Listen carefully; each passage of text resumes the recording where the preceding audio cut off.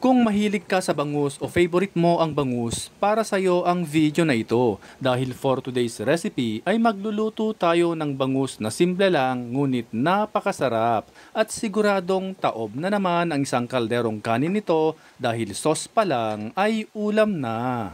Kung ready ka na, umpisahan na natin. Sa isang kawali magpainit tayo ng mantika.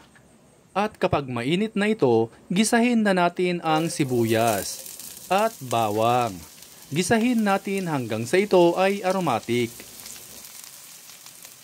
Kapag naamoy nyo na ang aromatic na amoy nito, ilagay na natin ang kamatis. Gisahin natin hanggang sa ito ay lumambot. At kung umabot ka sa part na ito ng video, paki-comment naman mga kanoypi saang lugar kayo nanonood para alam namin kung saang lugar nakaabot ang video na ito.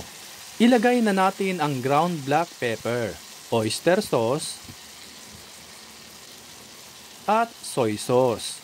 Haluin natin ng maigi bago natin ilagay ang bangus. By the way, shout out nga pala sa lahat ng ating avid followers and viewers worldwide, especially kay Ma'am Hermosa Brenda from Germany, Maura Salazar from Tagaytay City, at kay Sales Nida from Palawan. Lagyan natin ito ng white vinegar at small amount of water. Takpan at lutuin natin hanggang sa mag-reduce ng kaunti ang sabaw. At this point ay you can taste and adjust. Baliktarin din natin ang bangus para pantay ang pagkakaluto.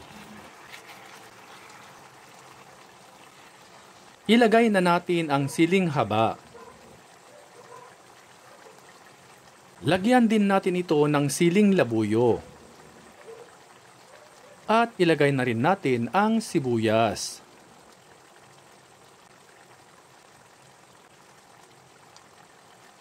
Takpan at lutuin pa natin for a couple of minutes. And finally, luto na ang ating bangus recipe. Hanguin na ito at ihanda na ang isang kalderong kanin. Simple lang itong gawin mga kanoypi, kaya ano pang hinihintay nyo? I-share at itag nyo na ito sa mga friends at family ninyo.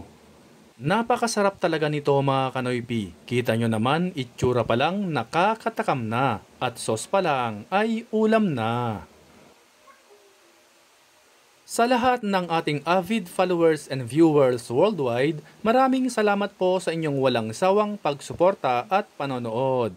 At kung bago ka pa lamang dito sa aming page ay mag-follow ka na para updated ka lagi sa aming bagong recipe. Hanggang sa muli, kain na mga kanoypi!